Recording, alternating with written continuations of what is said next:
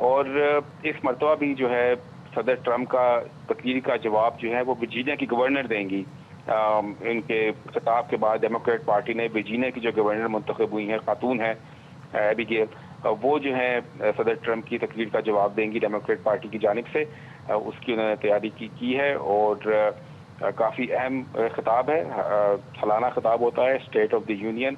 और इस वक्त ना सिर्फ पूरे अमेरिका बल्कि दुनिया भर की नज़र इस वक्त इस खिताब पे है कि ट्रम्प इसमें कोई नई बात करते हैं, क्या कोई नई पॉलिसी के हवाले से कोई बातचीत करते हैं, क्योंकि फॉरेन पॉलिसी के ऊपर भी काफ़ी जो है वो मामलात काफ़ी पेचीदा हैं। यूरोप पूरा नाराज़ हुआ है, कनाडा पूरा नाराज़ हुआ है।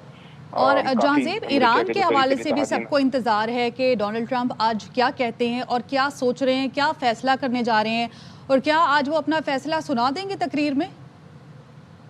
जी देखिए, मैं आपको वैसे पहले बता रहा था कि मार्को रूबियो ने अभी कुछ देर पहले ही जो है इंटेलिजेंस कमेटीज के जो हेड्स हैं, रिपब्लिकन, डेमोक्रेट्स, जो कि रैंकिंग मेंबर्स हैं, अक्सरियत के वकील रहनुमा हैं सेनेट और हाउस के, उन सबसे मुलाकात की मार्को रूबियो ने। और ईरान के हवाले से उनको अपडेट किया है कि ईरान के हवाले से जो है इस वक्त क्या सिचुएशन है। और ऑब्वियसली सदर डोनाल्ड ट्रंप ईरान के हवाले से बात करेंगे। और फॉक्स टीवी ने आज रिपोर्ट ये किया था कि आज सदर ट्रंप जो है एक फाइनल वार्निंग जारी करेंगे ईरान के लिए, 10 दिन की हो सकती है, 15 दिन की, कि अगर इतने दिनों के अंदर 2 वीक्स के अंदर जो है ईरान तस्फिया कर लेता है, डील फाइनलाइज कर लेता है, जो कि न्यूक्लियर डील जिस पर बातचीत चल रही है, तो ठीक है।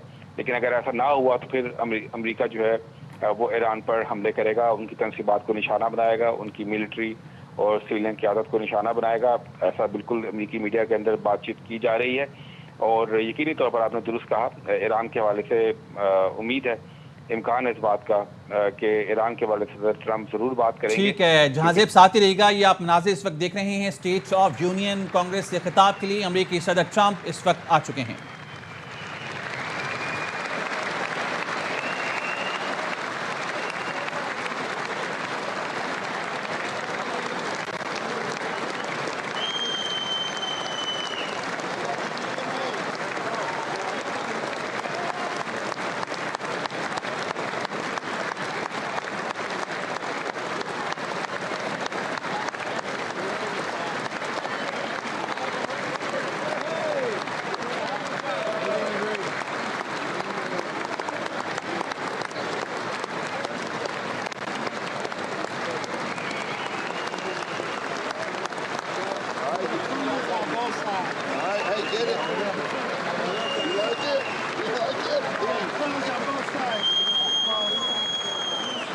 तो अमरीकी सदर डोनाल्ड ट्रंप यहाँ पर मौजूद हैं और तालियों की गूंज में उनका इस्तकबाल किया जा रहा है। कुछ ही देर में वो खिताब करेंगे, इंतज़ार किया जा रहा है कि वो खिताब में क्या कहते हैं, अपनी पॉलिसीज़ क्या बयान करते हैं।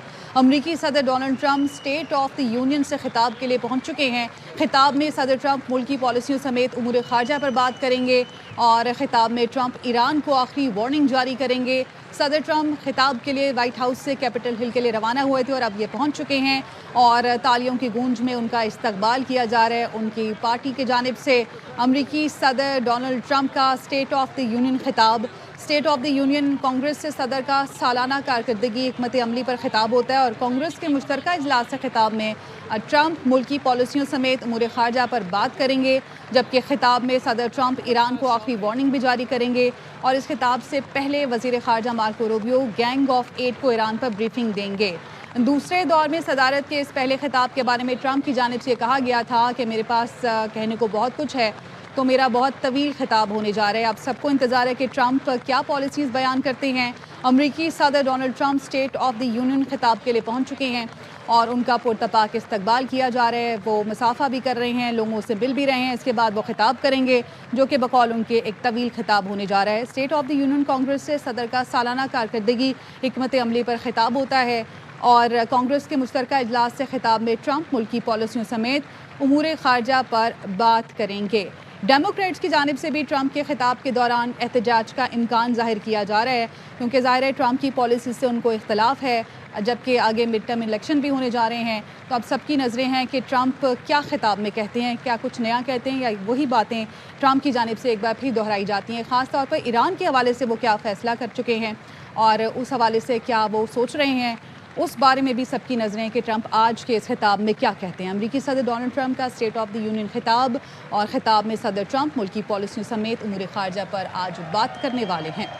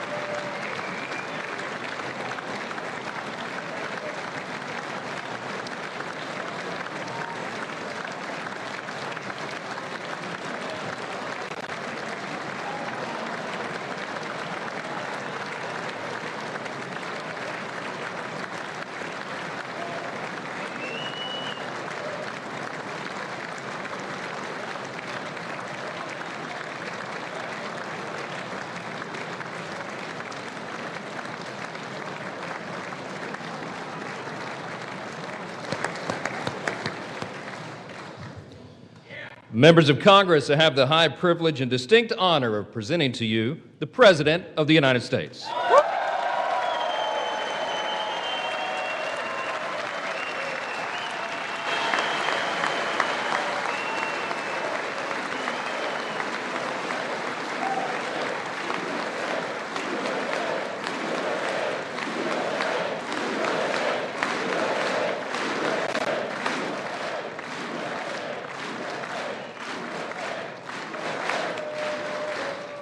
Well, thank you very much, everybody. It's really an honor. Speaker Johnson, Vice President Vance, First Lady of the United States,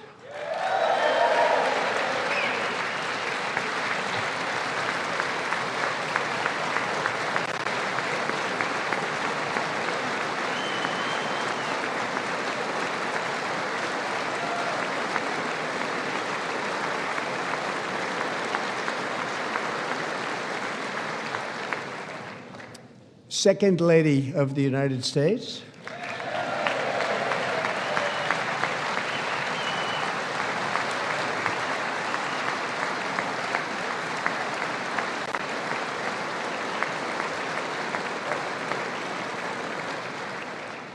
members of Congress, and my fellow Americans. Our nation is back, bigger, better, richer, and stronger than ever before.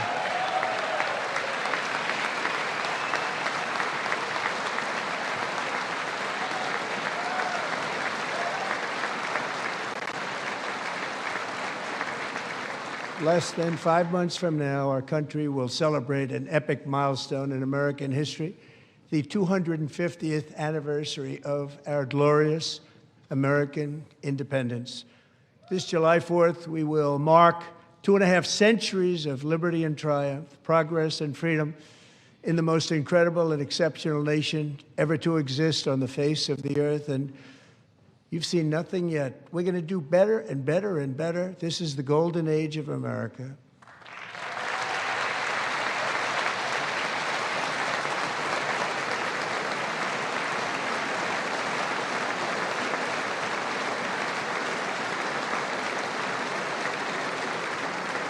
When I last spoke in this chamber 12 months ago, I had just inherited a nation in crisis with a stagnant economy, inflation at record levels, a wide-open border, horrendous recruitment for military and police, rampant crime at home, and wars and chaos all over the world. But tonight, after just 1 year, I can say with dignity and pride that we have achieved a transformation like no one has ever seen before, and a turnaround for the ages. It is indeed a turnaround for the ages.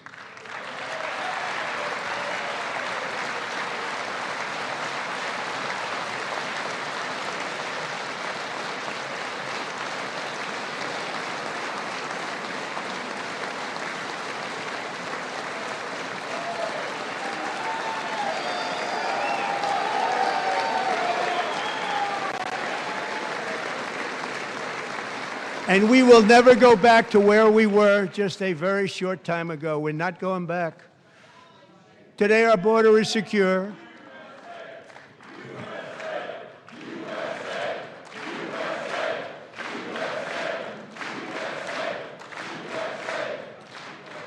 Thank you. Today, our border is secure. Our spirit is restored. Inflation is plummeting. Incomes are rising fast. The roaring economy is roaring like never before, and our enemies are scared. Our military and police are stacked, and America is respected again, perhaps like never before.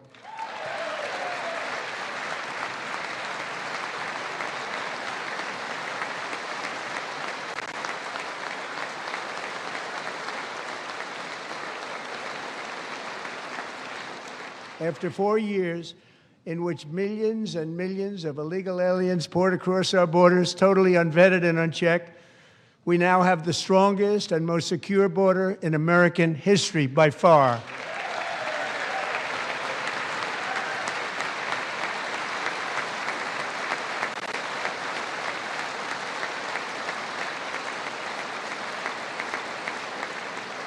In the past 9 months, 0 illegal aliens have been admitted to the United States.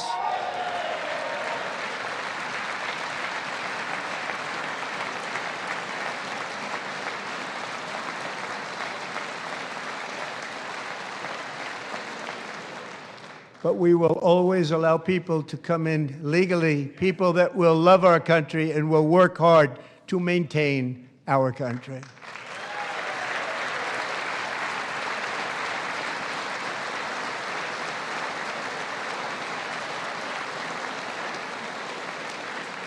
The flow of deadly fentanyl across our border is down by a record 56% in 1 year.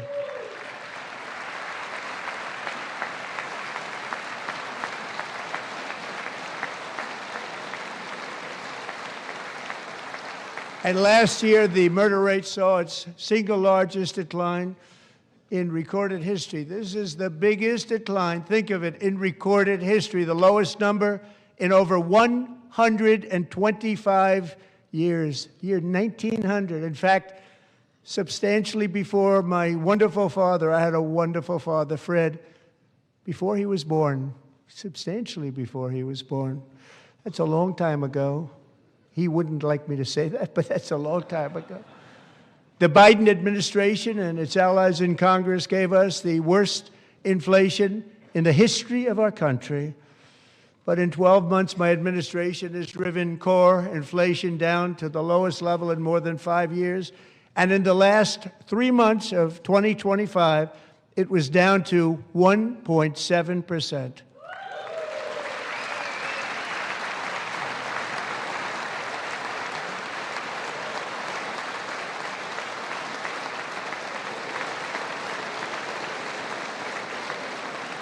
Gasoline, which reached a peak of over $6 a gallon in some states under my predecessor, it was quite honestly a disaster, is now below $2.30 a gallon in most states, and in some places, $1.99 a gallon. And when I visited the great state of Iowa just a few weeks ago, I even saw $1.85 a gallon for gasoline.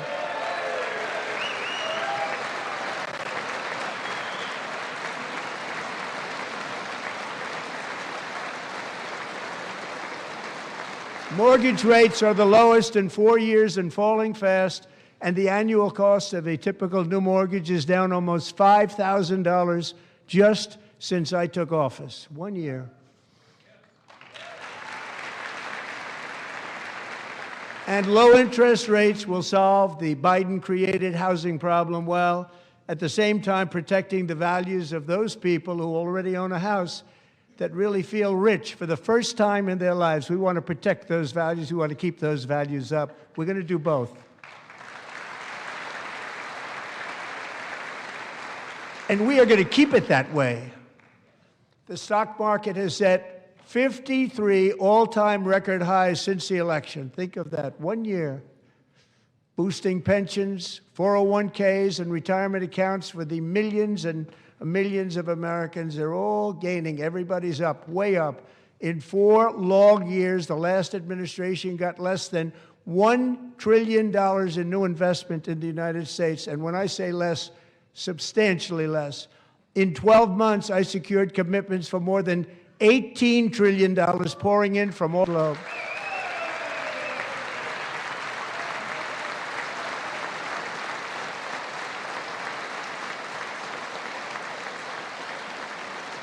Think of it, much less than $1 trillion for 4 years versus much more than $18 trillion for 1 year. What a difference a president makes. A short time ago, we were a dead country. Now we are the hottest country anywhere in the world, the hottest.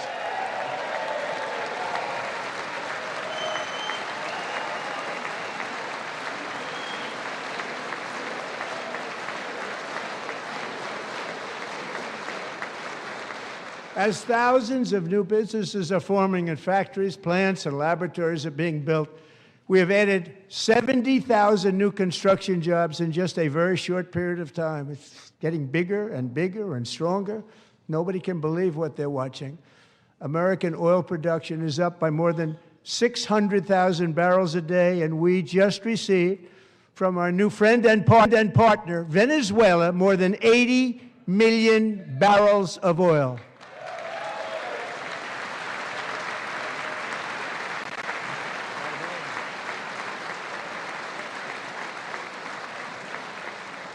American natural gas production is at an all-time high because I kept my promise to drill, baby, drill.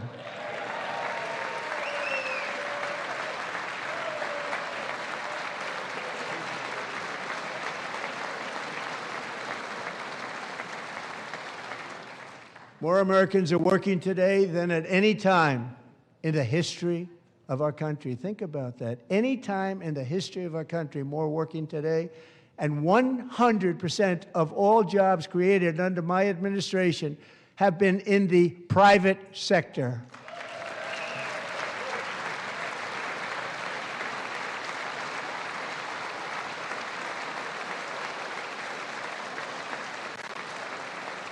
We ended DEI in America.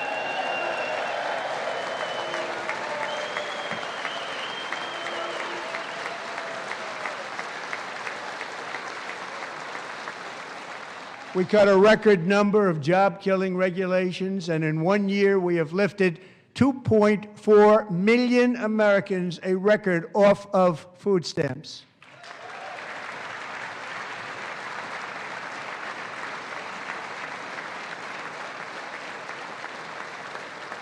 And for all of these reasons, I say tonight, members of Congress, the state of our union is strong.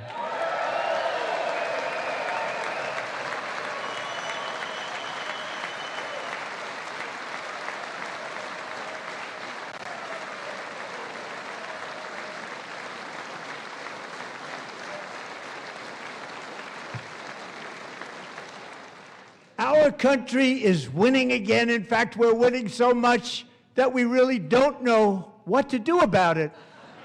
People are asking me, please, please, please, Mr. President, we're winning too much. We can't take it anymore. We're not used to winning in our country.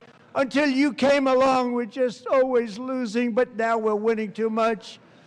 And I say, no, no, no, you're going to win again. You're going to win big. You're going to win bigger than ever. And to prove that point, here with us tonight is a group of winners who just made the entire nation proud.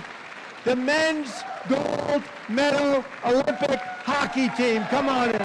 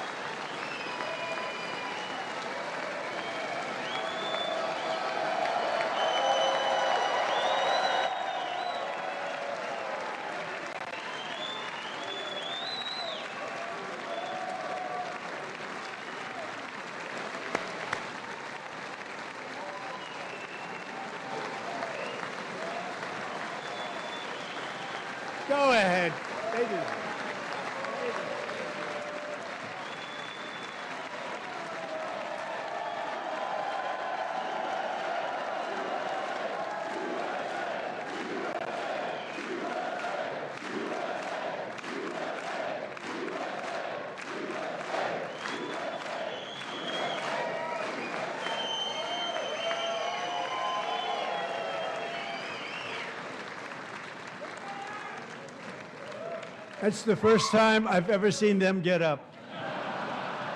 And actually, not all of them did get up. But they beat a fantastic Canadian team in overtime, as everybody saw, as did the American women who will soon be coming to the White House.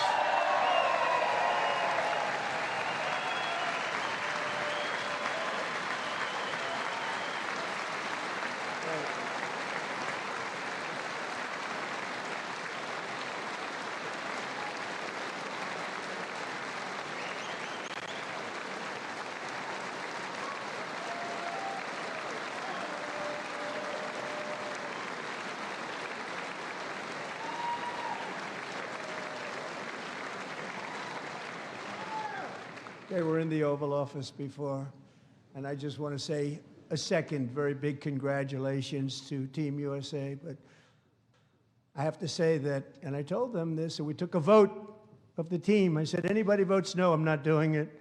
So they stood there, and they weren't about to say no, because I've never seen a goaltender play as well as goalie Connor Hellebuck.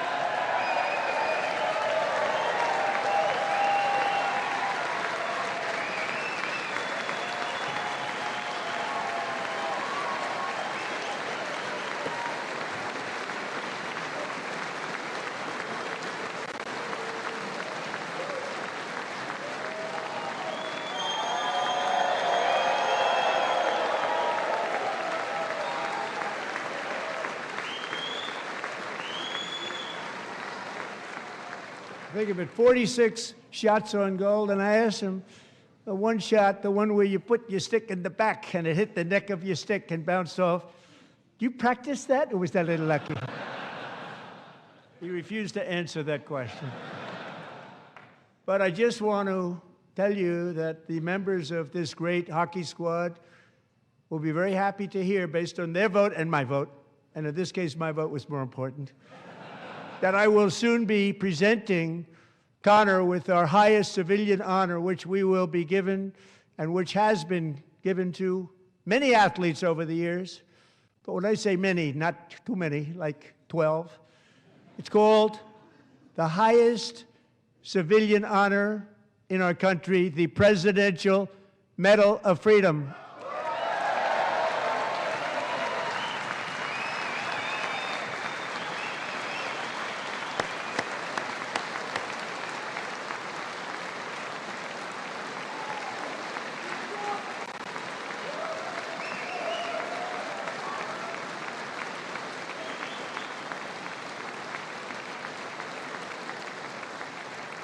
Great athletes have gotten that, very great, the best, and I thought he deserved it. And I vote every single one of them. I said, I'm not giving it if anybody goes no, and every single one of them rapidly put up their hand. So I want to thank you all. What a special job you did. What special champions you are. Thank you very much.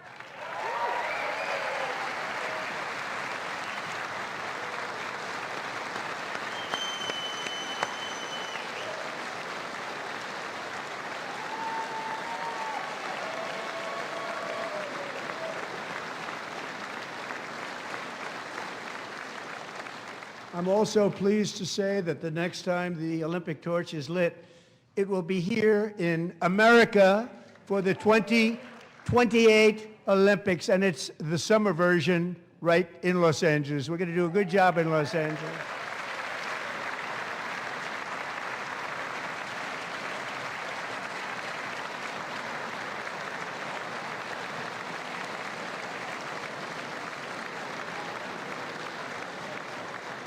And Los Angeles is going to be safe, just like Washington, D.C. is now one of the safest cities in the country.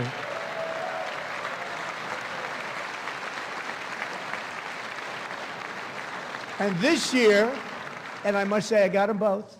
I got them in my first term, and I was disappointed because I didn't think I'd be the president when this happened.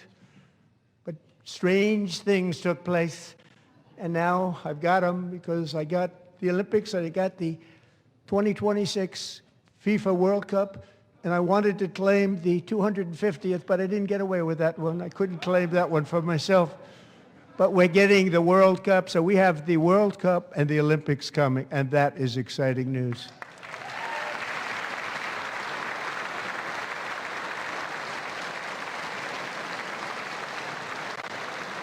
So this will be a year to celebrate our country and the heroes who have kept it free. Men like Buddy Taggart. At age 17, Buddy volunteered to defend America in World War II, serving in the Pacific under the great General Douglas MacArthur. He fought bravely in the famous Battle of Manila, worked so hard. He was badly wounded and almost killed by enemy machine guns in Luzon. And 81 years ago this month, he liberated the largest internment camp in the Philippines, one of the largest anywhere in the world. But he earned many honors, including a Purple Heart and a Bronze Star, came home, started a family, and tonight he is in the gallery looking forward to July 4th, 2026, his 100th birthday.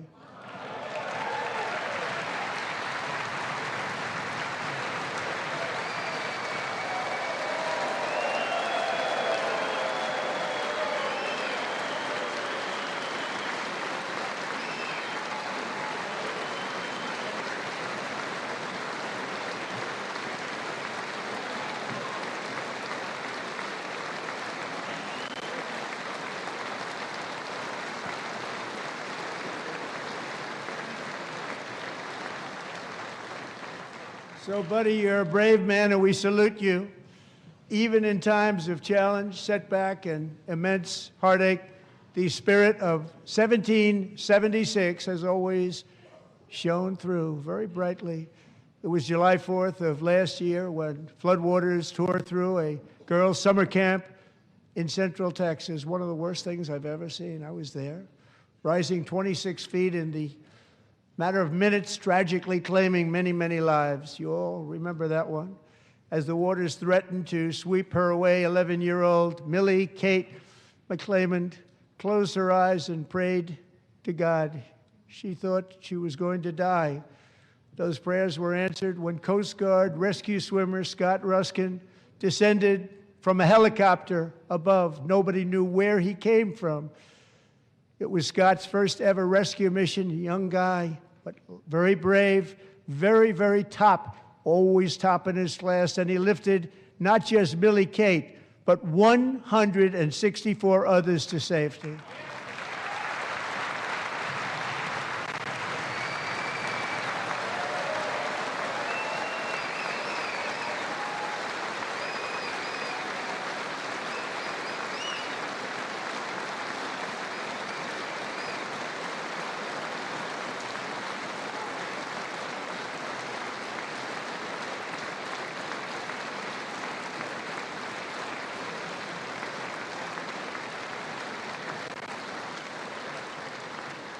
People watched Scott from a distance, and they couldn't believe what they were seeing. The winds were blowing, the rain was pouring, everything was going, and that rapid water, nobody's ever seen anything like it. They said, wow, that's something. Tonight, Scott and Millie Kate are here together, reunited for the very first time. Thank you, Scott, Millie Kate.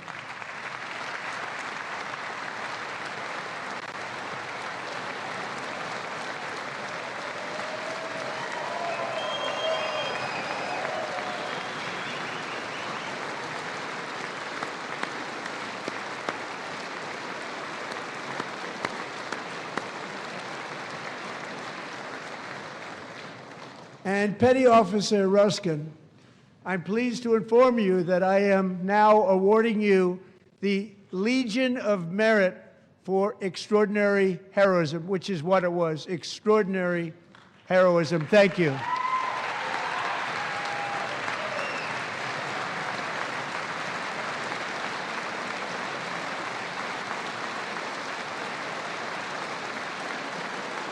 And I'd like to have the military aide to please come down and take care of the service. Military aide, thank you very much. Take care of that very important service. Thank you very much. From 1776 to today, every generation of Americans has stepped forward to defend life, liberty, and the pursuit of happiness. And they're really doing it for the next generation. But now it's our turn. Together we're building a nation where every child has the chance to reach higher and go further, where government answers to the people, not the powerful, and where the interests of hardworking American citizens are always our first and ultimate concern.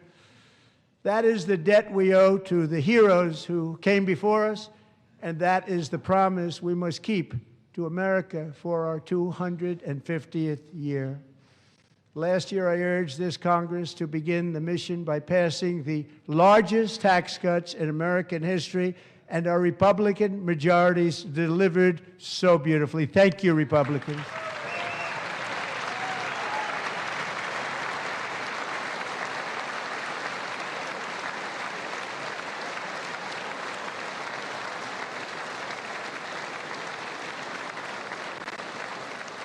All Democrats, every single one of them, voted against these really important and very necessary massive tax cuts.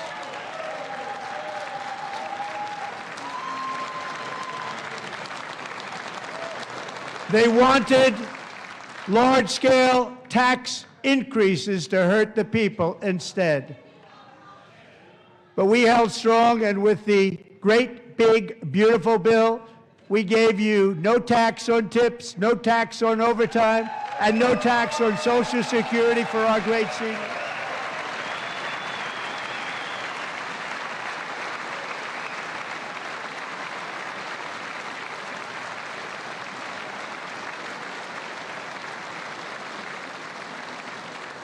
And we also made interest on auto loans tax deductible the first time, but only if the car is made in America.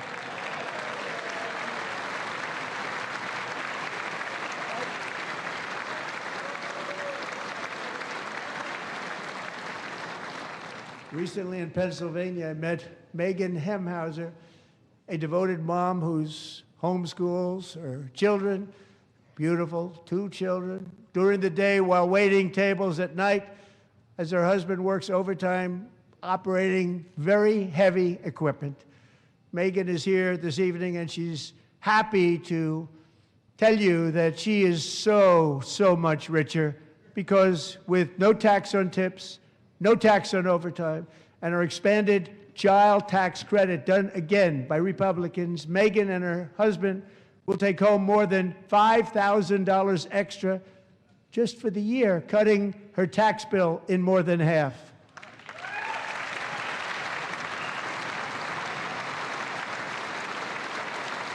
Megan, please stand up. We're fighting for you, Megan.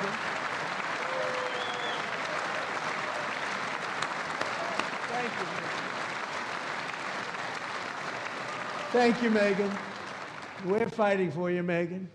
Under our bill, parents like Megan can also activate their children's brand new Trump accounts. And I didn't name it. I did not name that.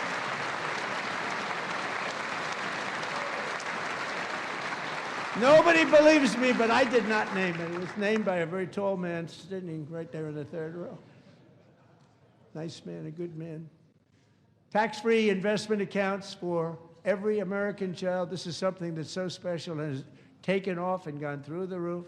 Millions will be pre-funded courtesy of the U.S. Treasury and private individuals like Michael and Susan Dell, who have donated $6.25 billion to fund the Trump accounts for 25 million American children. They're great people.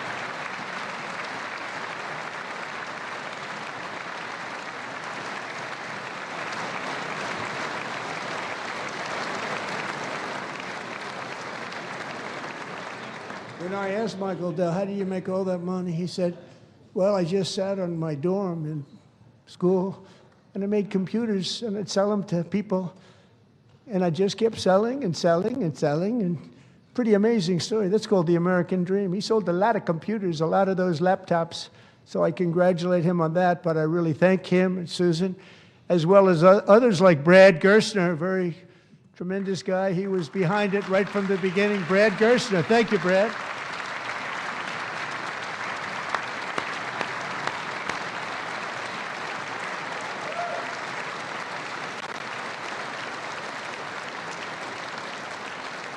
So with modest additional contributions, these young people's accounts could grow to over $100,000 or more by the time they turn 18. Think of it, how much money is that for somebody that started with nothing? Over 100,000, could be much more than that. To make this investment in our children's future, go to trumpaccounts.gov, trumpaccounts.gov. And a lot of people are doing it. It's setting every record in the book. It's popular. They knew what it was going to take. I'm so proud of them. I'm so proud of the people that got it started. And now it's just taken off. One of the primary reasons for our country's stunning economic turnaround, the biggest in history, where the Dow Jones broke 50,000 4 years ahead of schedule, and the S&P hit 7,000, where it wasn't supposed to do it for many years, were tariffs. I used these tariffs, took in hundreds of billions of dollars to make great deals for our country, both economically and on a national security basis. Everything was working well. Countries that were ripping us off for decades are now paying us hundreds of billions of dollars.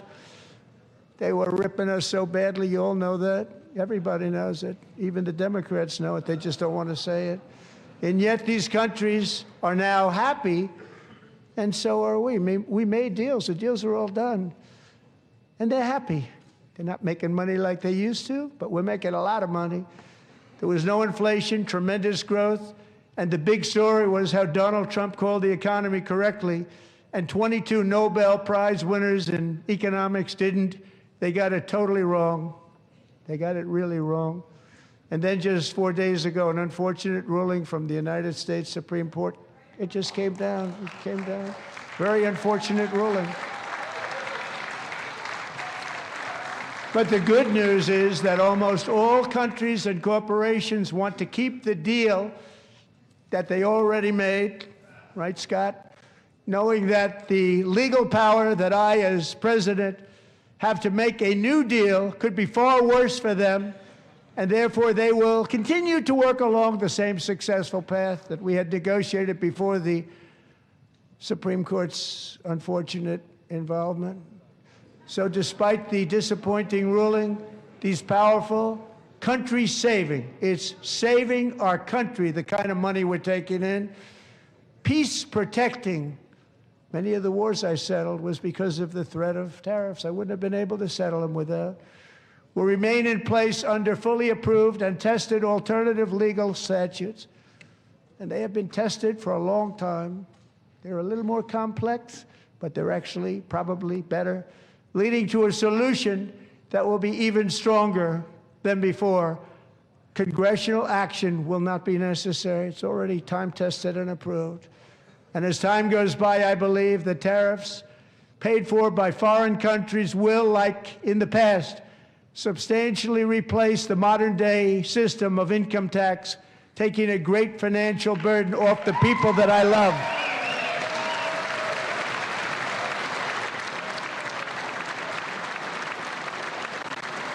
Right?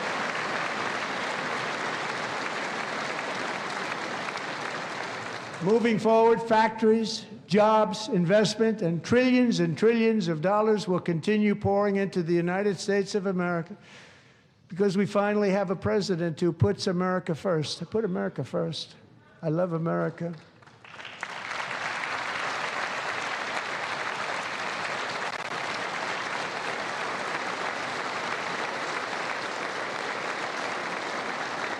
For decades before I came along, we had the exact opposite.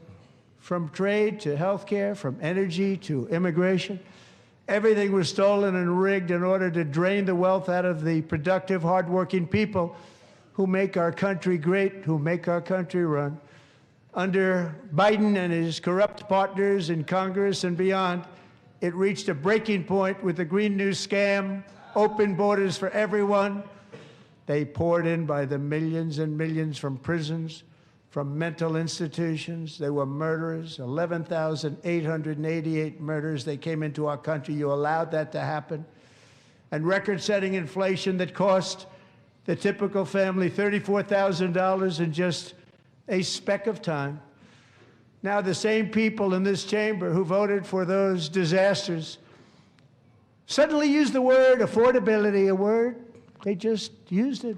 Somebody gave it to them, knowing full well that they caused and created the increased prices that all of our citizens had to endure. You caused that problem. You caused that problem.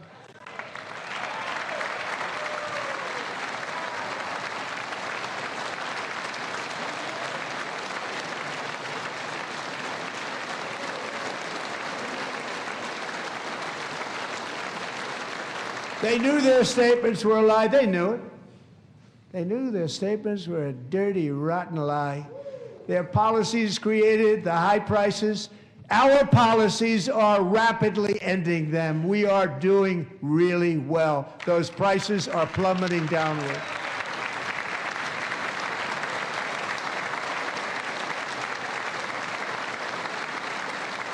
The price of eggs is down 60%, Madam Secretary, thank you. The cost of chicken, butter, fruit, hotels, automobiles, rent is lower today than when I took office by a lot. And even beef, which was very high, is starting to come down significantly. Just hold on a little while, we're getting it down. And soon you will see numbers that few people would think were possible to achieve just a short time ago. Nobody can believe when they see the kind of numbers, and especially energy, when they see energy going down to numbers like that, they cannot believe it. It's like another big tax cut. I'm also confronting one of the biggest ripoffs of our times, the crushing cost of health care caused by you. Since the passage of the Unaffordable Care Act, sometimes referred to as Obamacare, big insurance companies have gotten rich. It was meant for the insurance companies, not for the people. With our government giving them hundreds and hundreds of billions of dollars a year as their stock prices soared 1,000, 1,200, 1,400, and even 1,700%, like nothing else. That's why I introduced the great health care plan. I want to stop all payments to big insurance companies and instead give that money directly to the people so they can buy their own health care, which will be better health care at a much lower cost.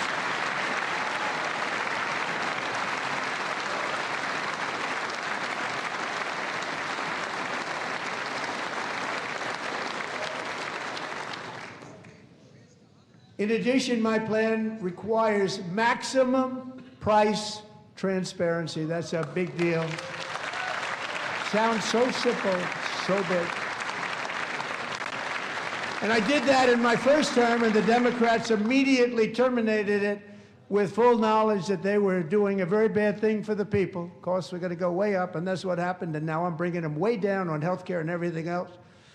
I'm also ending the wildly inflated cost of prescription drugs like has never happened before.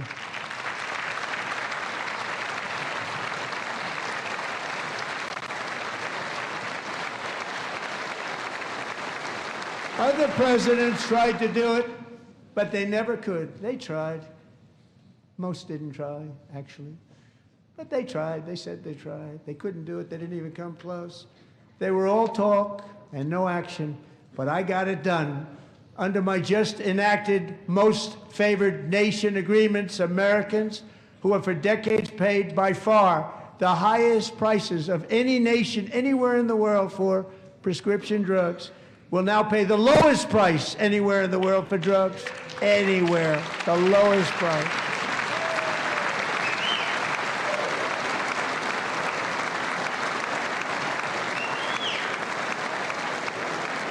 So in my first year of the second term, should be my third term, but strange things happen. I took prescription drugs, a very big part of healthcare, from the highest price in the entire world to the lowest. That's a big achievement. The result is price differences of 300, 400, 500, 600% and more, all available right now at a new website called TrumpRx.gov. And I didn't name that one either, by the way.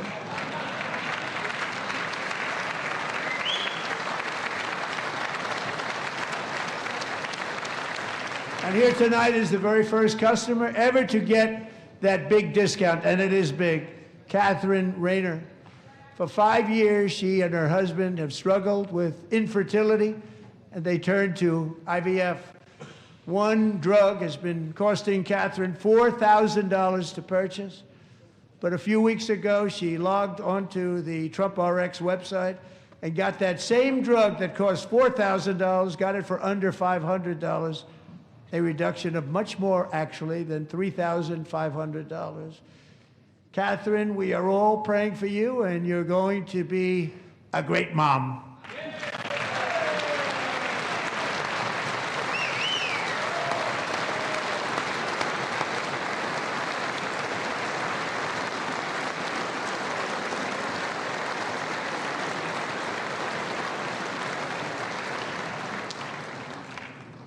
So now I'm calling on Congress to codify my most favored nation program into law. Now, the one thing, I'm not sure it matters because it's going to be very hard for somebody that comes along after me to say, let's raise drug prices by 700 or 800%. But John and Mike, if you don't mind, codify it anyway. They may do it. Codify it anyway. Thank you. Many Americans are also concerned that energy demand from AI data centers could unfairly drive up their electric utility bills. Tonight, I'm pleased to announce that I have negotiated the new Ratepayer Protection Pledge. You know what that is? We're telling the major tech companies that they have the obligation to provide for their own power needs. They can build their own power plants as part of their factory so that no one's prices will go up. And in many cases, prices of electricity will go down for the community, and very substantially down. This is a unique strategy never used in this country before. We have an old grid. It could never handle the kind of numbers, the amount of electricity that's needed. So I'm telling them they can build their own plant. They're going to produce their own electricity. It will ensure the company's ability to get electricity while at the same time lowering prices of electricity for you, and could be very substantial for all of you cities and towns. You're going to see some good things happen over the next number of years. Another pillar of the American dream that has been under attack is home ownership. With us tonight is 𝐕𝐤𝐬𝐿, a mom of 2 from Houston. She placed bids on 20 homes and lost all of those bids to gigantic investment firms that bypassed inspection, paid all cash, and turned those houses into rentals, stealing away her American dream. She was devastated. Stories like this are why last month I signed executive order to ban large Wall Street investment firms from buying up in the thousands single-family homes.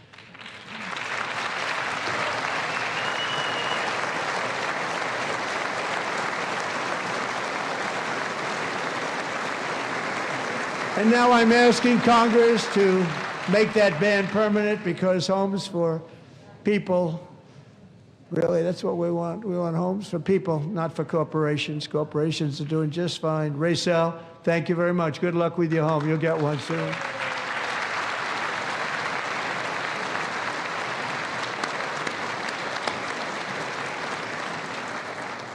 We're also working to make it easier for Americans to save for retirement.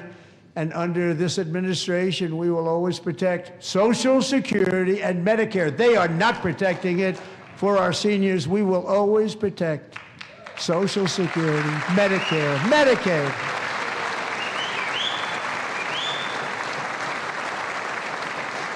Since I took office, the typical 401k balance is up by at least $30,000. That's a lot of money. We have millions and millions of people, because the stock market has done so well, setting all those records. Your 401ks are way up. Yet half of all of working Americans still do not have access to a retirement plan with matching contributions from an employer. To remedy this gross disparity, I'm announcing that next year my administration will give these often forgotten American workers, great people, the people that built our country, access to the same type of retirement plan offered to every federal worker. We will match your contribution with up to $1,000 each year. As we ensure that all Americans can profit from a rising stock market, let's also ensure that members of Congress cannot corruptly profit from using insider information.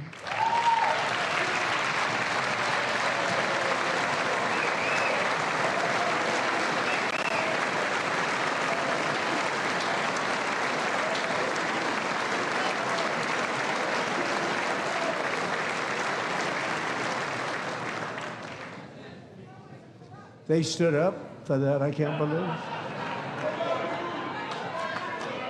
I can't believe it. Did Nancy Pelosi stand up if she's here? Doubt it. Pass the Stop Insider Trading Act without delay.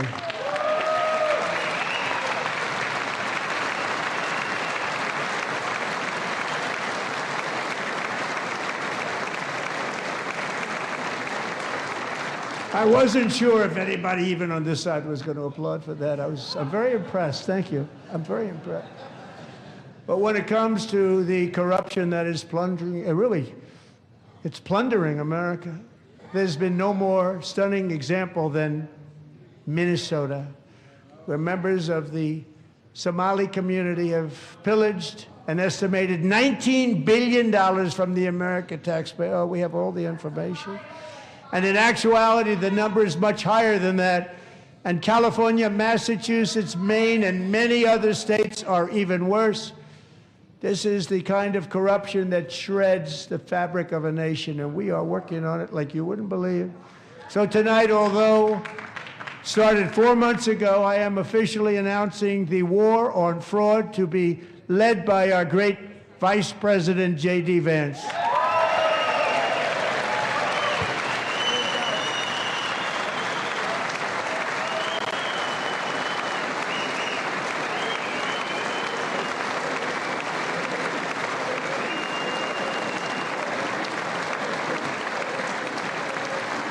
We'll get it done. And if we're able to find enough of that fraud, we will actually have a balanced budget overnight. It'll go very quickly. That's the kind of money you're talking about. We'll balance our budget. The Somali pirates who ransacked Minnesota remind us that there are large parts of the world where bribery, corruption, and lawlessness are the norm, not the exception. Importing these cultures through unrestricted immigration and open borders brings those problems right here to the USA. And it is the American people who pay the price in higher medical bills, car insurance rates, rent, taxes, and perhaps most importantly, crime. We will take care of this problem. We're going to take care of this problem. We are not playing games. Delilah.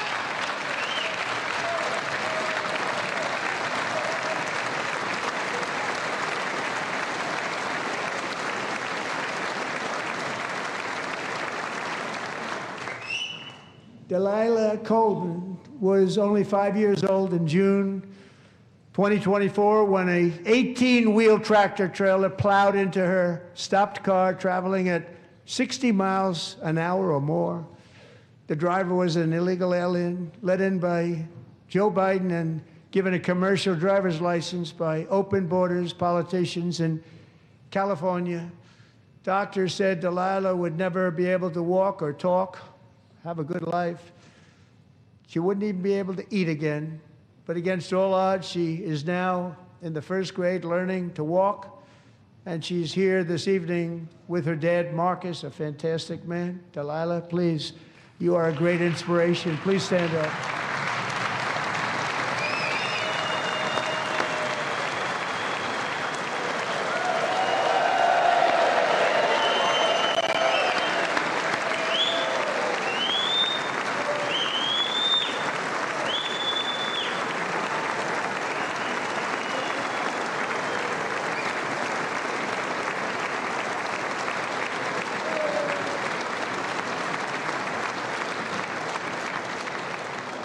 Thank you, Delilah.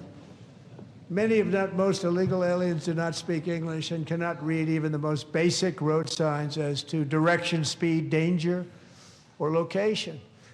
That's why tonight I'm calling on Congress to pass what we will call the Delilah Law, barring any state from granting commercial driver's licenses to illegal aliens.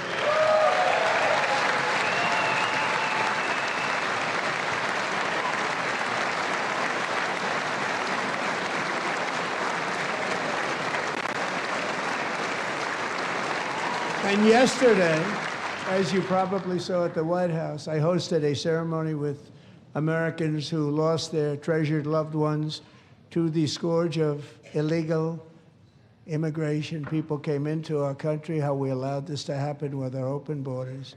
These are the angel moms and families that for decades our government betrayed and our media totally ignored. It was terrible. Hard to believe, actually. In 2023, a 16-year-old high school cheerleader named Elizabeth Medina was supposed to perform in her town's Christmas parade, but she never arrived. Her mother, Jacqueline, went home to look for her, and she found her lying dead in a bathtub, bleeding profusely after being stabbed 25 times. Elizabeth's killer was a previously arrested illegal alien who had broken in and brutally extinguished the brightest light in her family's life, violently and viciously. Her heartbroken mother is in the gallery to remind everyone in this chamber exactly why we are deporting illegal alien criminals to our country at record numbers, and we're getting them the hell out of here fast. We don't want them.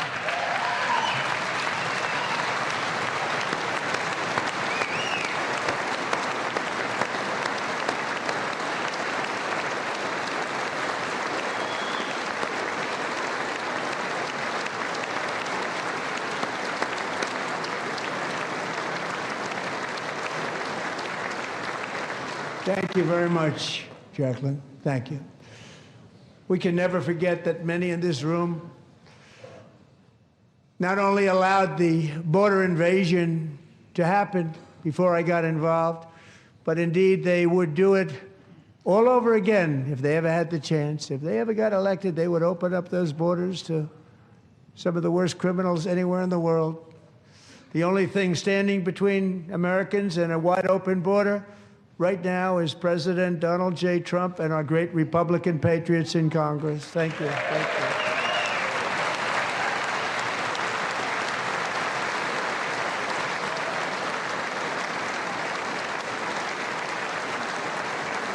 As we speak, Democrats in this chamber have cut off all funding for the Department of Homeland Security. It's all cut off.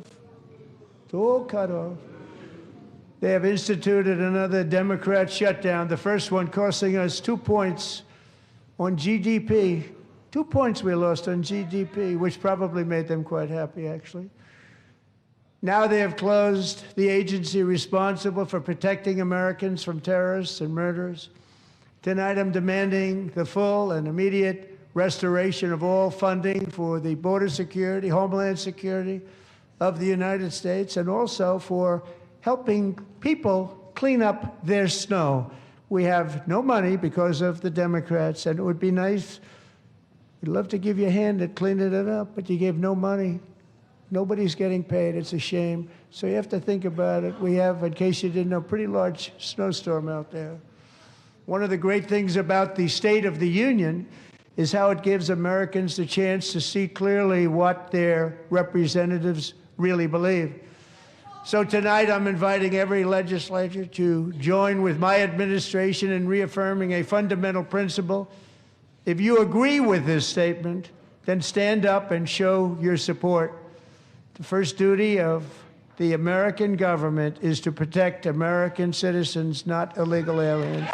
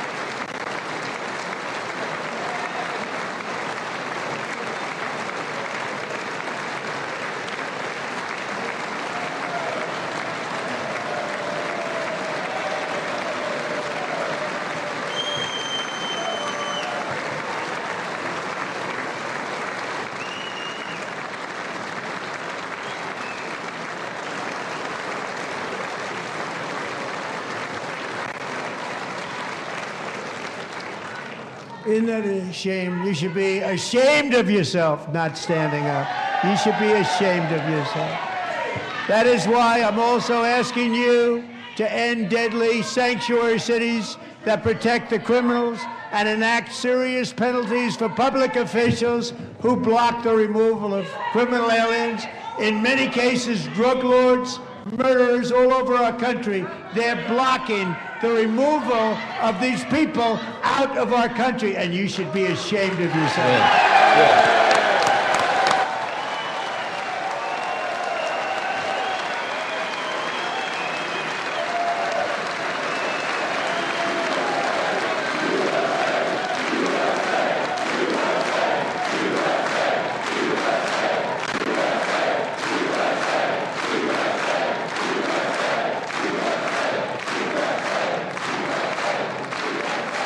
And perhaps most importantly, I'm asking you to approve the Save America Act.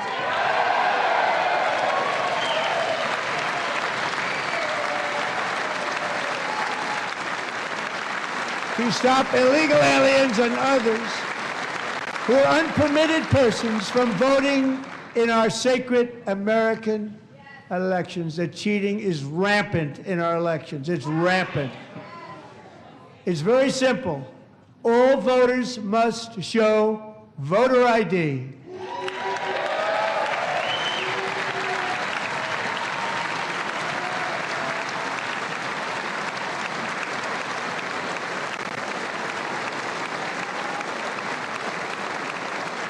All voters must show proof of citizenship in order to vote.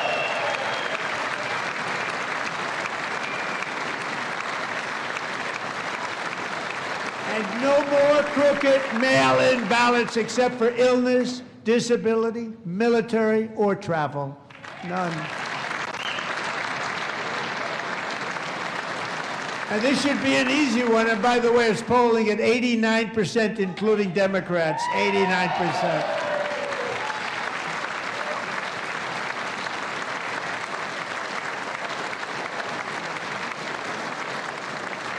And even the new communist mayor of New York City, I think he's a nice guy, actually. Speak to him a lot. Bad policy, but nice guy. Just said they want people to shovel snow. They got hit hard. Wants them to shovel snow, but if you apply for that job, you need to show 2 original forms of ID and a Social Security card. Yet they don't want identification for the greatest privilege of them all, voting in America. No, it's no good. No good. Both Republicans and Democrats overwhelmingly agree on the policy that we just enunciated. And Congress should unite and enact this common sense, country-saving legislation right now, and it should be before anything else happens.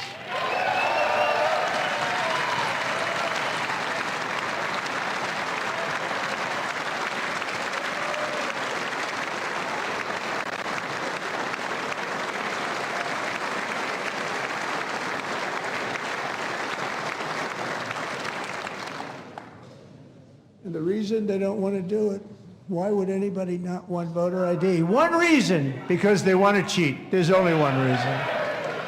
They make up all excuses. They say it's racist. They come up with things. You almost say, what imagination they have. They want to cheat. They have cheated. And their policy is so bad that the only way they can get elected is to cheat. And we're going to stop it. We have to stop it, John.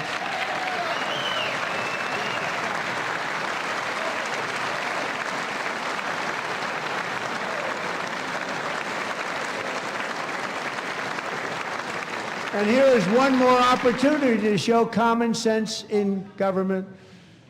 In the gallery tonight are Sage Blair and her mother, Michelle.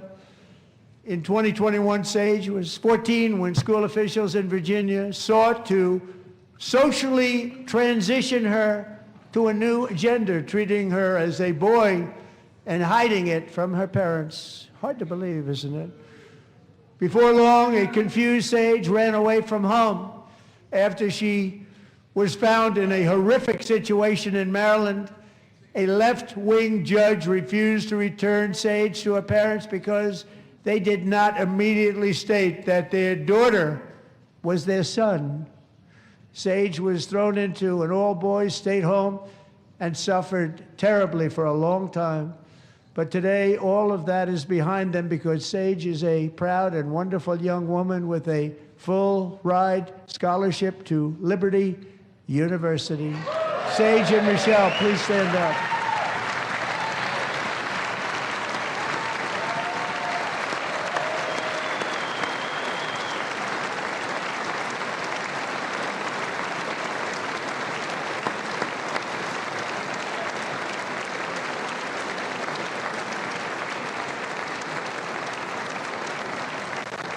And thank you for your great bravery. And who can believe that we're even speaking about things like this? 15 years ago, if somebody was up here and said that, they'd say, what's wrong with him? But now we have to say it because it's going on all over numerous states without even telling the parents. But surely we can all agree no state can be allowed to rip children from their parents' arms and transition them to a new gender against the parents' will. Who would believe that we're even talking about this? We must ban it, and we must ban it immediately.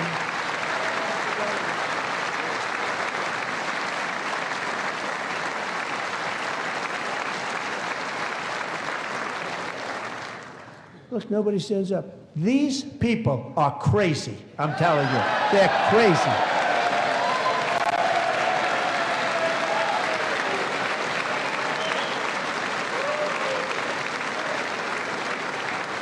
Amazing. Incredible. Boy, oh boy. We're lucky we have a country. With people like this, Democrats are destroying our country, but we've stopped it just in the nick of time, didn't we?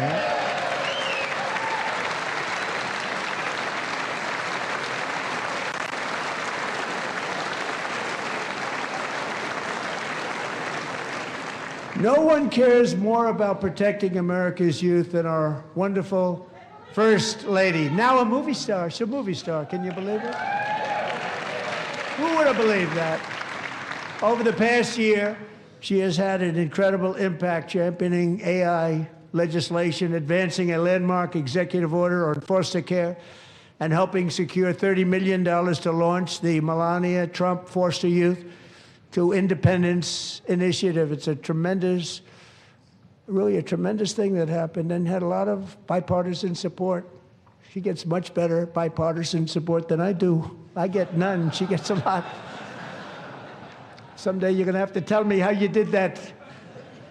And students and educators in every state have joined the First Lady's efforts in the presidential AI challenge, keeping America's next generation positioned to succeed and strongly succeed in the future. Tonight, we welcome two young people whose lives reflect the First Lady's impact, Sierra Burns and Everest Nevermont. Thank you both, and Melania, thank you. I know how hard you worked on it. Thank you very much.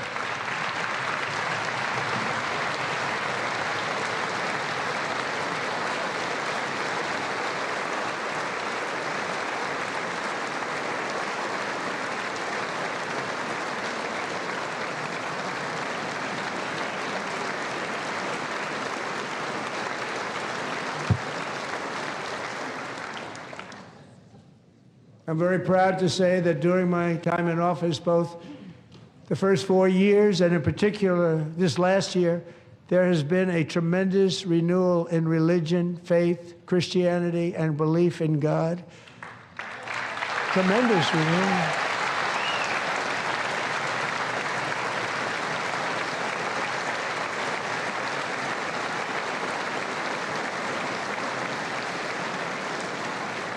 This is especially true among young people, and a big part of that had to do with my great friend, Charlie Kirk, a great guy, great man.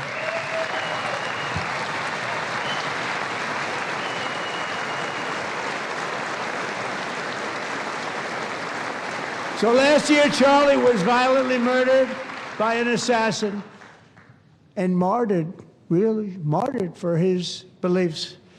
His wonderful wife, Erica, is with us tonight. Erica, please stand.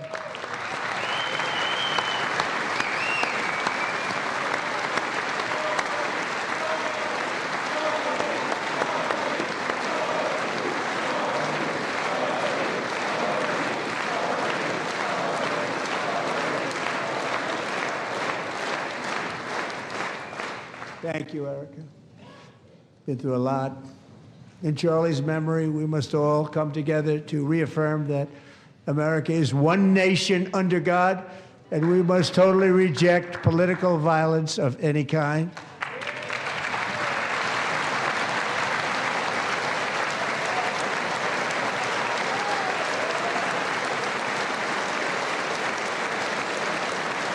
We love religion, and we love bringing it back, and it's coming back at levels that nobody actually thought possible. It's really a beautiful thing to see.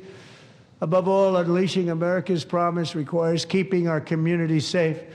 We have made incredible strides, yet dangerous repeat offenders continue to be released by pro-crime Democrat politicians again and again. We are honored to be joined tonight by a woman who's been through hell, 𝐭𝐬𝐿. In 2022, she and her beautiful daughter, so beautiful, what a beautiful young woman, Irina, fled war-torn Ukraine to live with relatives near Charlotte, North Carolina. And by the way, what's going on with Charlotte? Last summer, 23-year-old Irina was riding home on the train when a deranged monster who had been arrested over a dozen times and was released through no cash bail, stood up and viciously slashed a knife through her neck and body. No one will ever forget. There were people on that train. No one will ever forget the expression of terror on Irina's face as she looked up at her attacker in the last seconds of her life. She died instantly. She had escaped a brutal war only to be slain by a hardened criminal, set free to kill in America, came in through open borders. Mrs. 𝐬𝐿, tonight I promise you we will ensure justice for your magnificent daughter, Irina.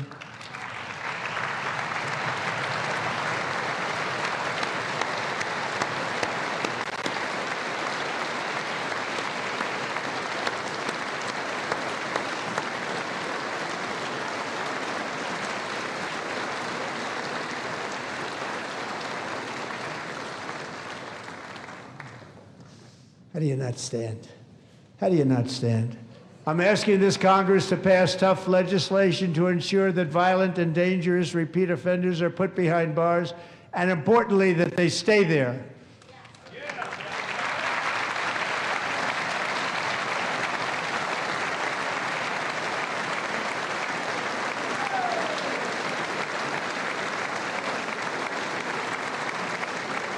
Starting last summer, I deployed our National Guard and federal law enforcement to restore law and order to our most dangerous cities, including Memphis, Tennessee, big success, New Orleans, Louisiana, big success, and our nation's capital itself, Washington, D.C., where we have almost no crime anymore in Washington, D.C. How did that happen?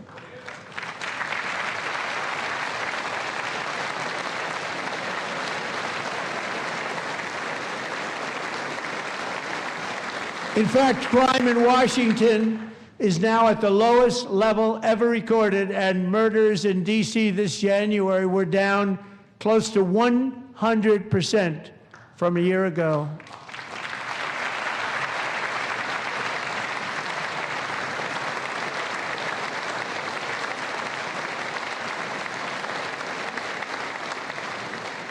They don't like to hear that.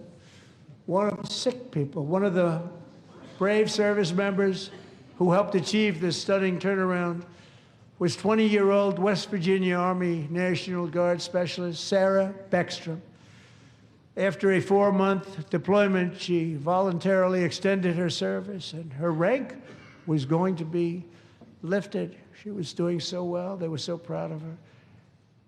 But the very next day, she was on patrol near the White House when she was ambushed and shot in the head by a terrorist monster from Afghanistan. Shouldn't have been in our country. And all because she wore the uniform of our nation, she was shot. He traveled here because he didn't like people wearing our uniform. He was sick and deranged, shouldn't have been in our country. Sarah Beckstrom died in order to defend our capital, and we are honored to be joined by her wonderful parents, Gary and 𝐕𝐤𝐬𝐬. Your daughter was a true American patriot, and she will be greatly missed. She was a great person. I saw reports on her. They've never seen anything like her.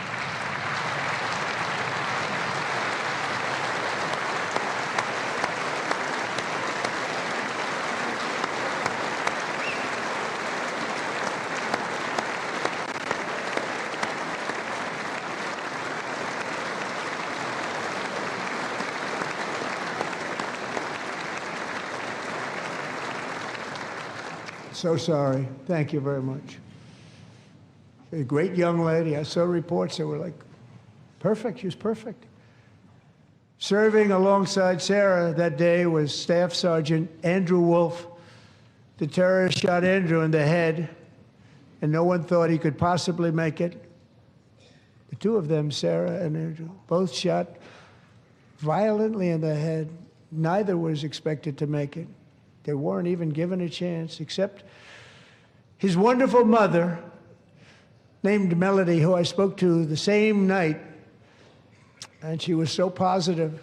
The doctors thought that Andrew was gone, but his mother said, no, no, Mr. President, Andrew will be fine. He's going to make it. I've never seen anything like it. I mean, he was given almost no chance.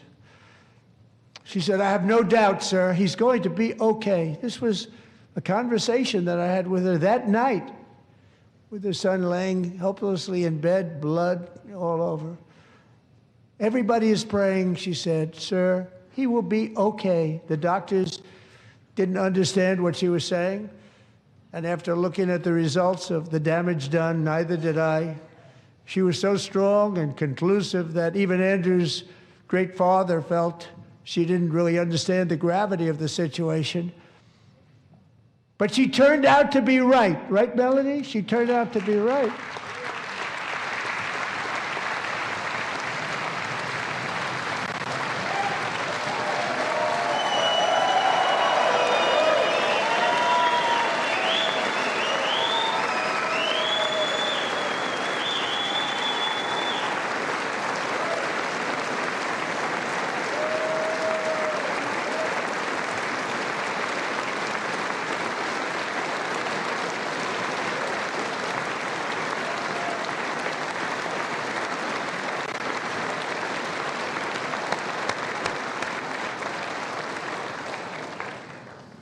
Amazing, actually. I said, where does this woman come from? She's the most positive person I've ever met. With God's help, Andrew has battled back from the edge of death, and we're talking about the edge of death, on his way to a miraculous recovery. He's got a little work to do, but he's doing great. Nice to see you. He's a good-looking guy. Nice to see you. Thanks, Andrew. Thank you very much.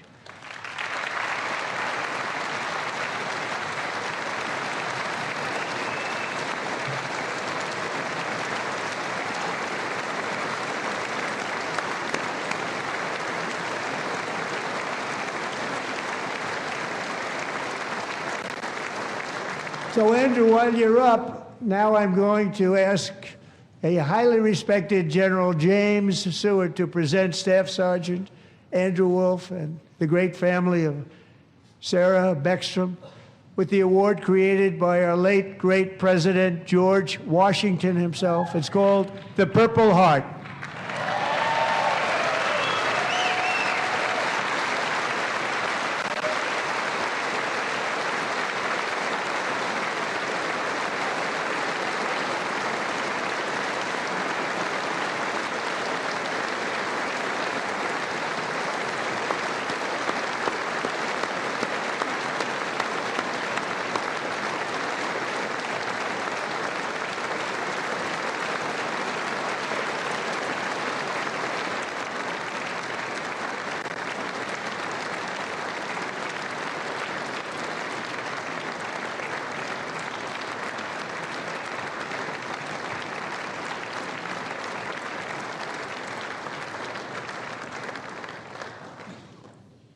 We love you all.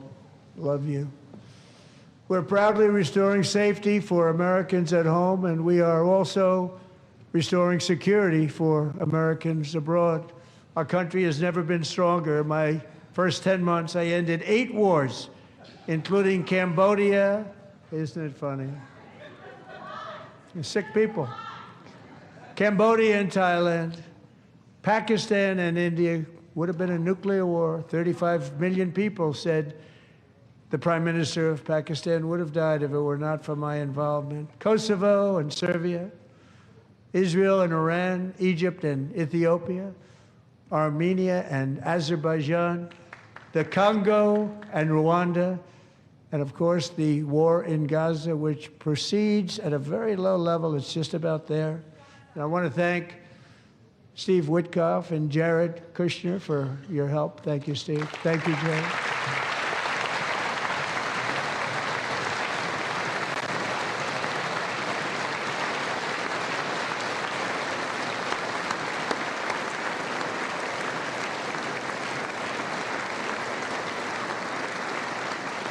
And I also want to thank the man they report to, Secretary of State Marco Rubio. Thank you, Marco.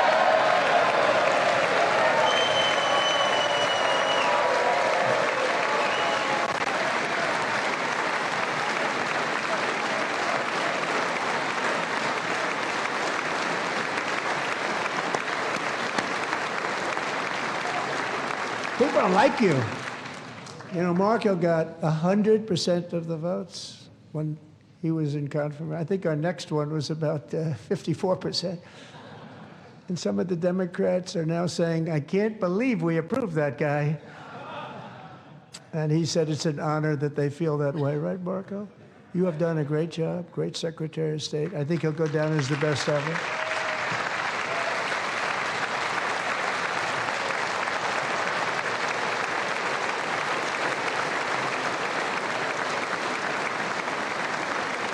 Under the ceasefire I negotiated, every single hostage, both living and dead, has been returned home. Can you believe that?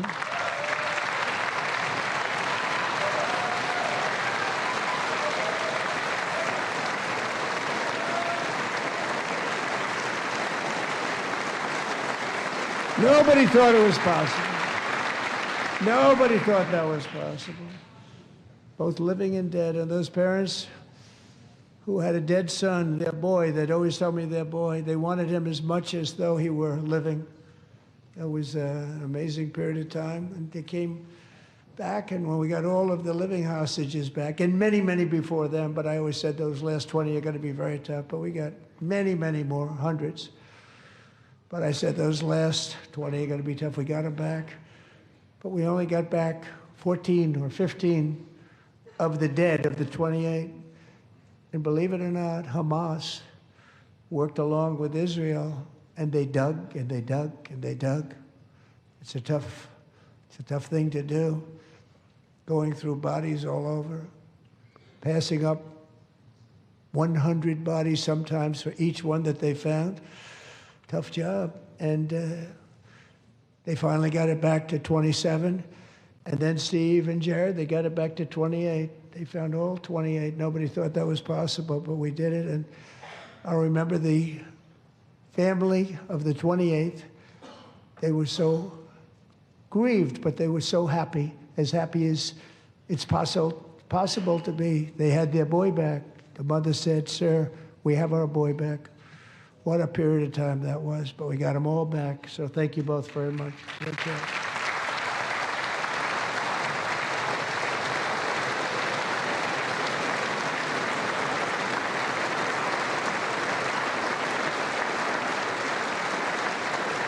And we're working very hard to end the 9th war, the killing and slaughter between Russia and Ukraine, where 25,000 soldiers are dying each and every month. Think of that, 25,000 soldiers are dying a month. A war which would have never happened if I were president, would have never happened. As president, I will make peace wherever I can, but I will never hesitate to confront threats to America wherever we must. That's why in a breakthrough operation last June, the United States military obliterated Iran's nuclear weapons program with an attack on Iranian soil known as Operation Midnight Hammer.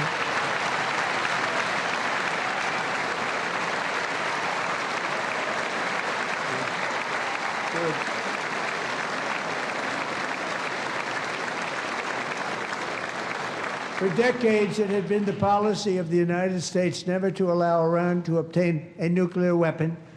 Many decades.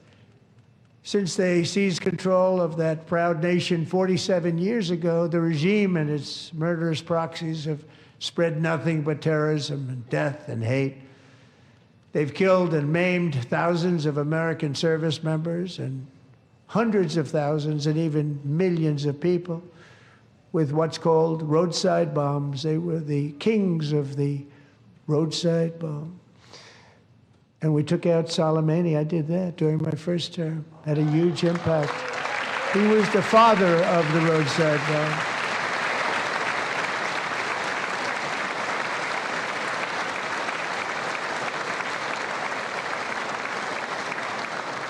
And just over the last couple of months with the protests, they've killed at least, it looks like, 32,000 protesters. 32,000 protesters in their own country.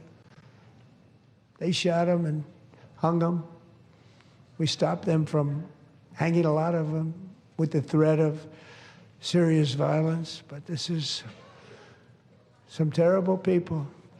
They've already developed missiles that can threaten Europe and our bases overseas, and they're working to build missiles that will soon reach the United States of America. After Midnight Hammer, they were warned to make no future attempts to rebuild their weapons program, and in particular, nuclear weapons. Yet they continue. They're starting it all over. We wiped it out, and they want to start all over again, and are at this moment again pursuing their sinister ambitions. We are in negotiations with them. They want to make a deal, but we haven't heard those secret words. We will never have a nuclear weapon. My preference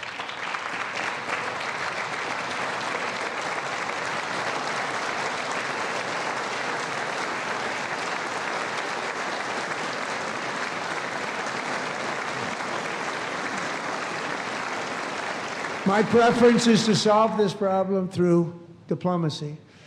But one thing is certain, I will never allow the world's #1 sponsor of terror, which they are by far, to have a nuclear weapon. Can't let that happen.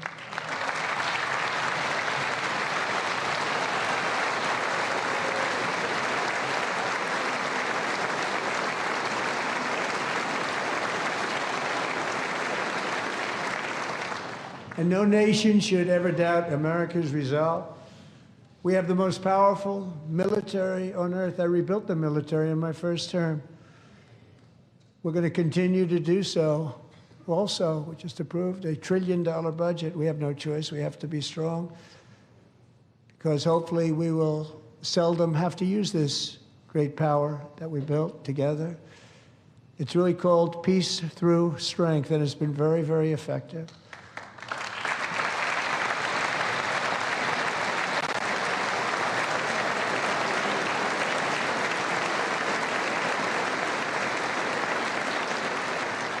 So thanks to Republicans in Congress, we're investing that record number of dollars, have no choice, in the United States Armed Forces. Also creating a lot of jobs, but we're not even doing it for that reason. Because as I said, we have more jobs, more people working today than ever before in the history of our country.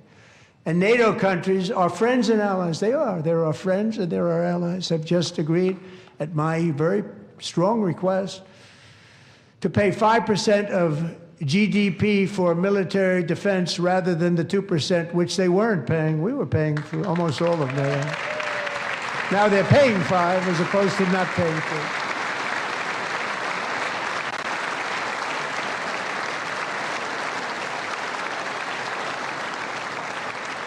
3. And getting that 5% was something which everyone said would never be done, could not happen. We got it really easily with one meeting.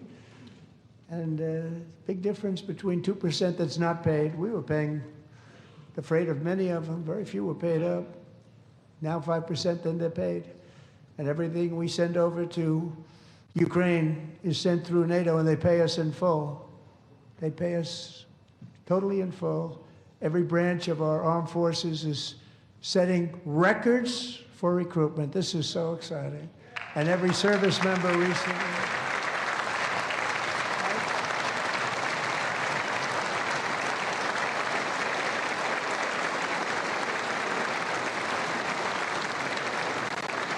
And every service member recently received a warrior dividend of $1,776.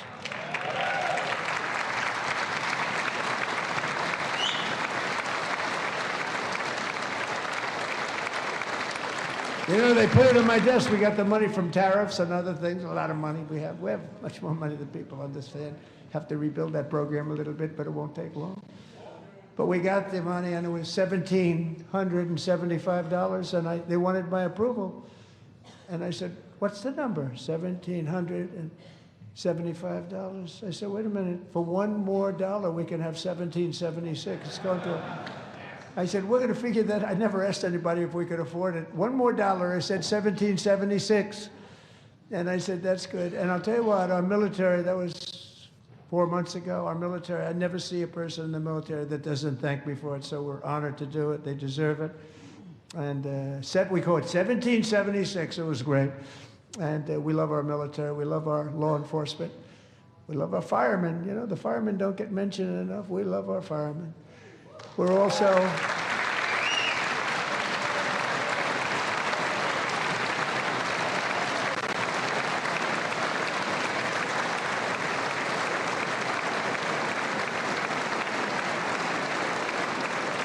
We're also restoring American security and dominance in the Western Hemisphere, acting to secure our national interests and defend our country from violence, drugs, terrorism, and foreign interference. For years, large swaths of territory in our region, including large parts of Mexico, really large parts of Mexico, have been controlled by murderous drug cartels. That's why I designated these cartels as foreign terrorist organizations, and I declared illicit fentanyl as a weapon of mass destruction.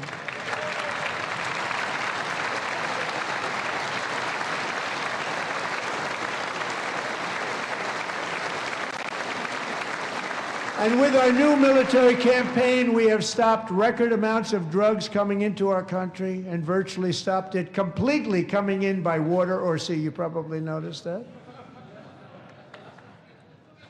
We very seriously damaged their fishing industry also. Nobody wants to go fishing anymore. We've also taken down one of the most sinister cartel kingpins of all. You saw that yesterday. In January,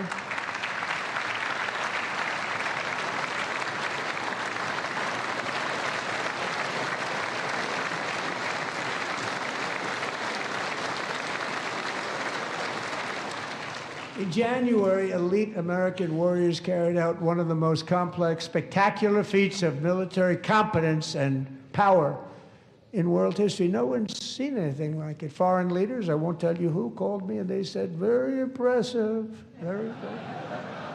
They couldn't believe, they all watched, they saw what happened. This is a different fighting force that we had years ago when we fought to tie. You know, it's a great fighting force. I'm so proud of it. Look at Space Force. Space Force is my baby, because we did that. My baby is becoming so important.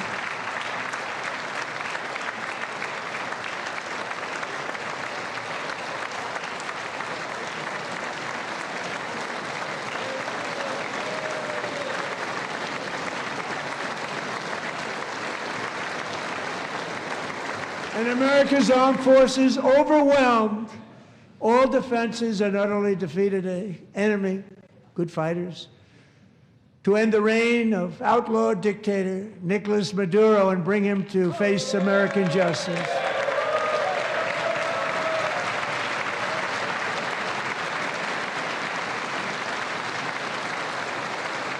And this was an absolutely colossal victory for the security of the United States, and it also opens up a bright new beginning for the people of Venezuela. We're working closely with the new president of Venezuela, Delcy Rodriguez, to unleash extraordinary economic gains for both of our countries and to bring new hope to those who have suffered so terribly. They really did suffer. With us tonight is Alejandro Gonzalez. She grew up in a tight-knit Venezuelan family and was especially close to her beloved uncle Enrique.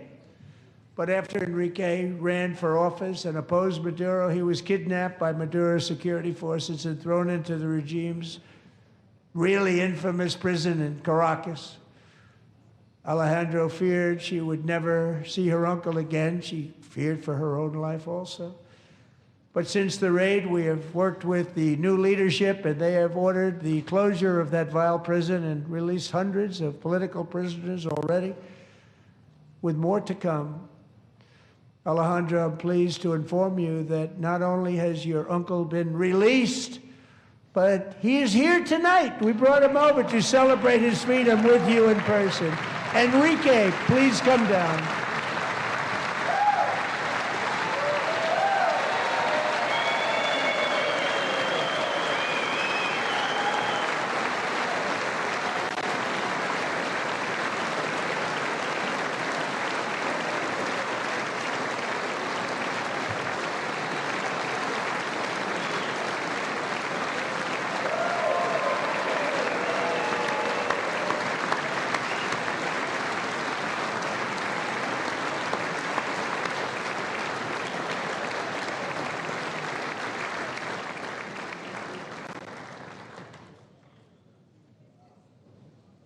Thank you, Enrique. Have a good time.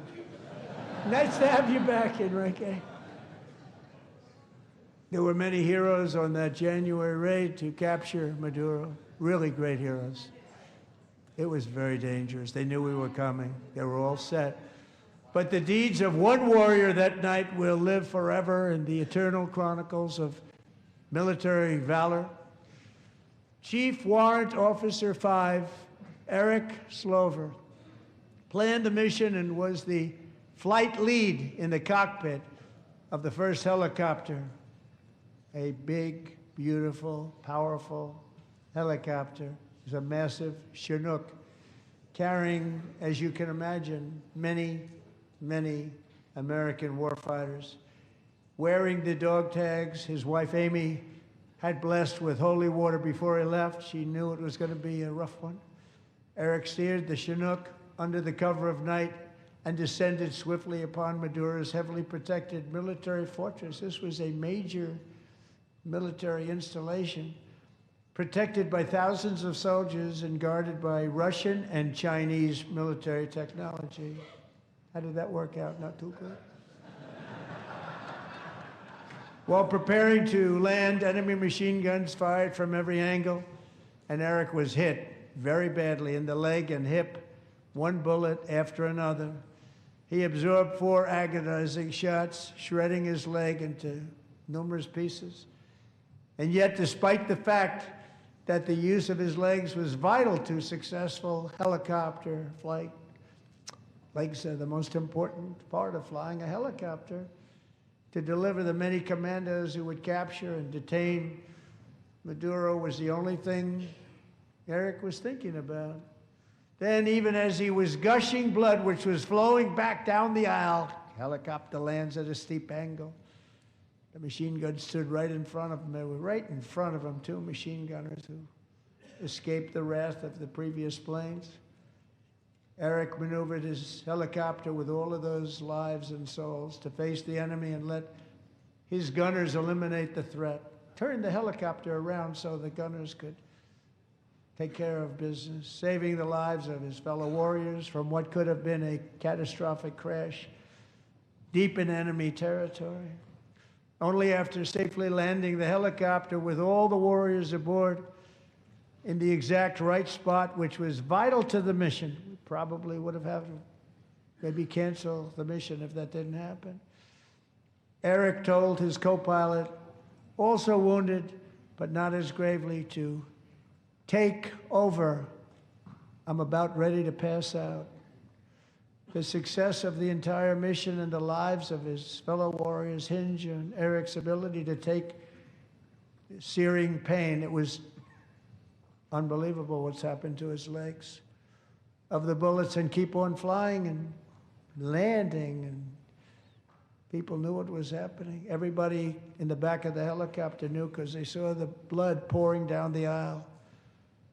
Chief Warrant Officer Slover is still recovering from his serious wounds, but I'm thrilled to say that he is here tonight with his wife, Amy, Eric, and Amy. Come on in.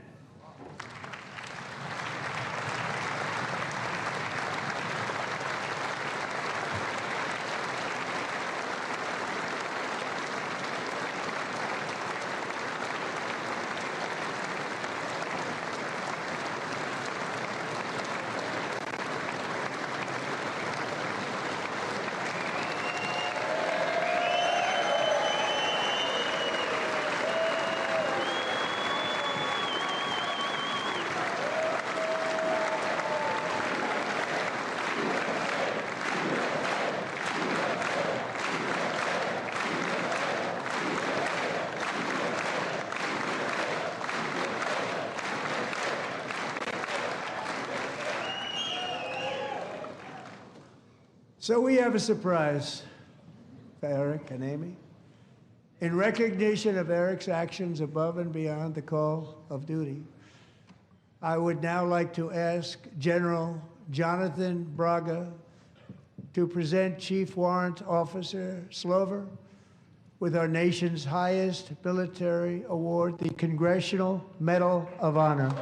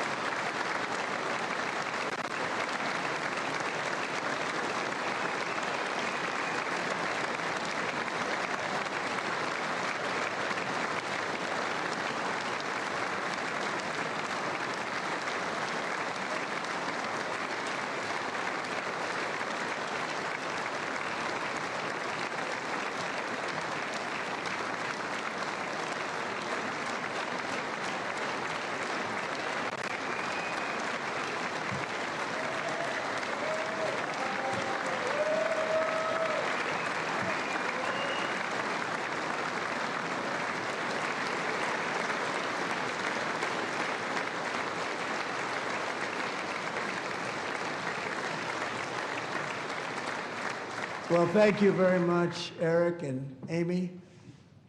Great to get to know you. I met with them and with a lot of their fellow warriors at Fort Bragg recently. You notice the name Fort Bragg, we have it back, we brought it back. We won the First World War with it, the Second World War with it, and then they decided to change the name.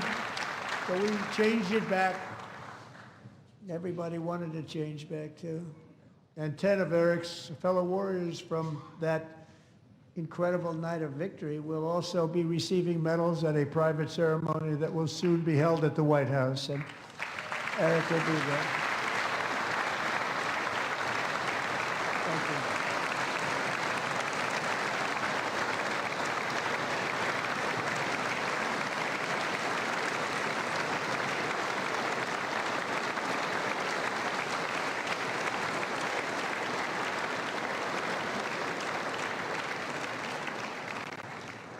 Thank you, Eric. That's a big one.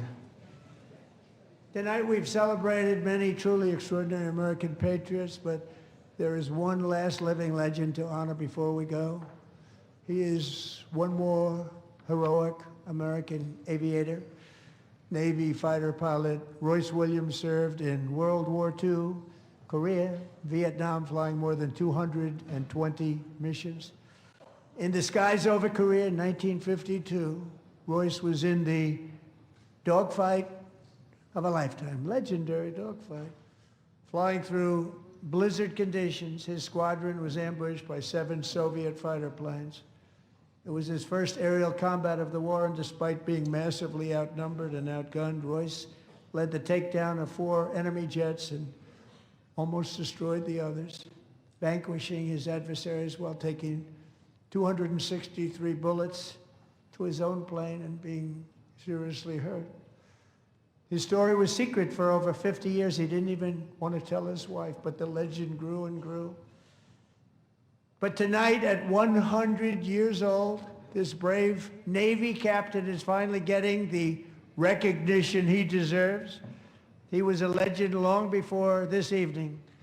Royce, please stand up, and I will ask the First Lady of the United States to present Captain Royce Williams with his Congressional Medal of Honor.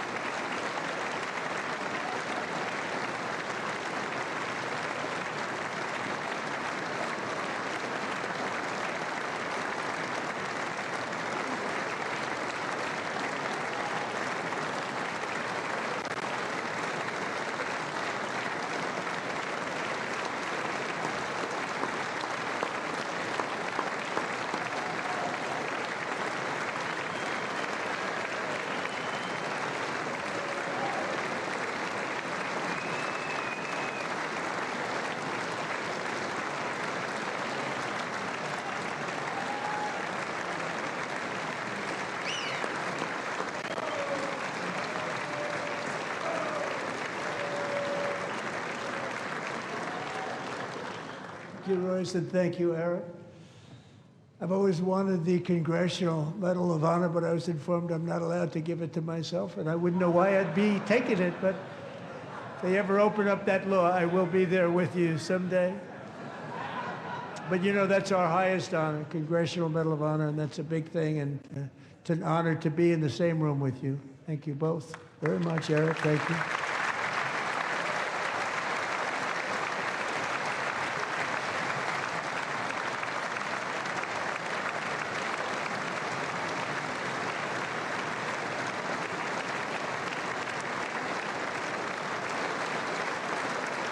Thank you.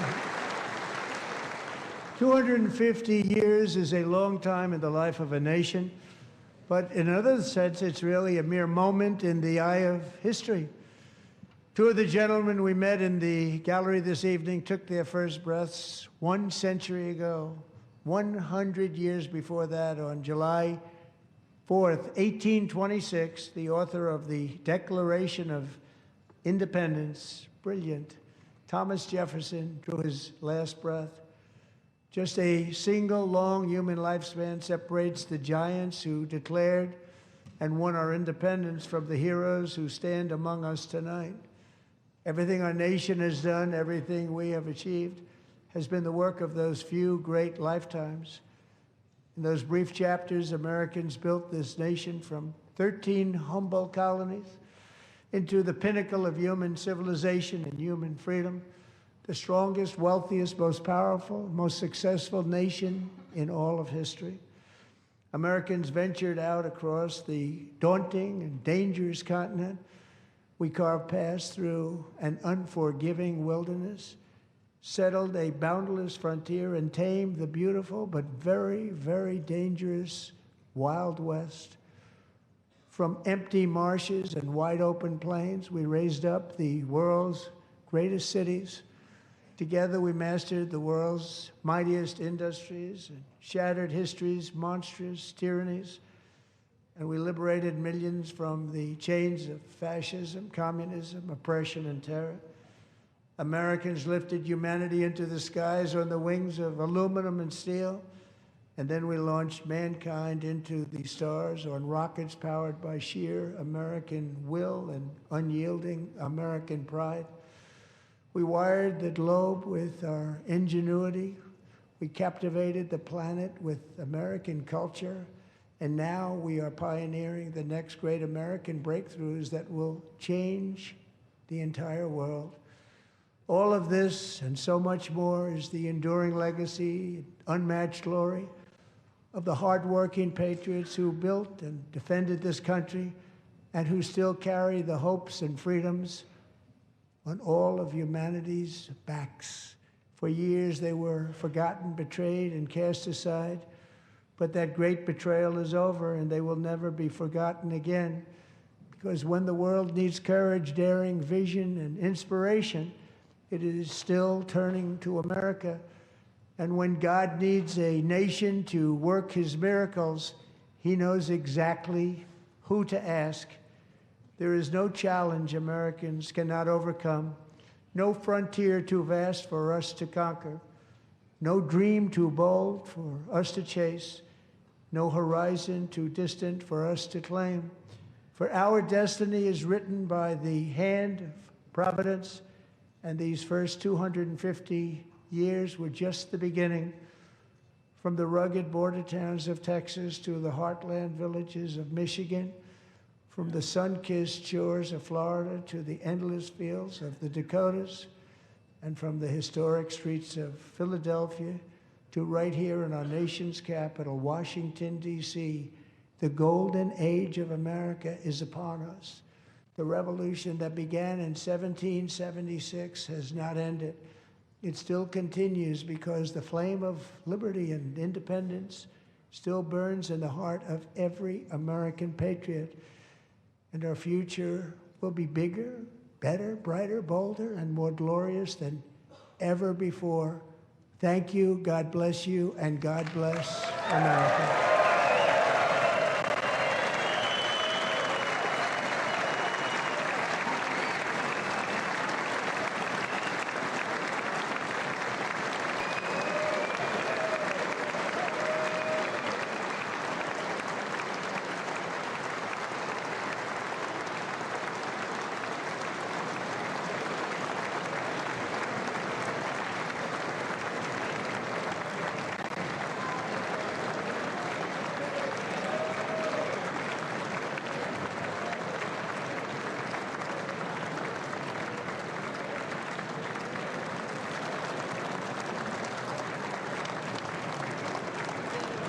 अमेरिकी सदर Donald Trump state of the union खिताब कर रहे थे। इस मौके पर उन्होंने एक बार फिर पाक भारत जंग का भी जिक्र किया और उन्होंने पाकिस्तानी वज़ीर आज़म का हवाला देते हुए बयान दोहराया कि मैंने 35 मिलियन लोगों की जान बचाई और मैंने मजमूई तौर पर 8 जंगें रुकवाई हैं। जबकि हाल ही में अमेरिकी सुप्रीम कोर्ट की जानिब से टैरिफ से मुतालिक जो फैसला आया उस पर भी उन्होंने तनकीद की और कहा कि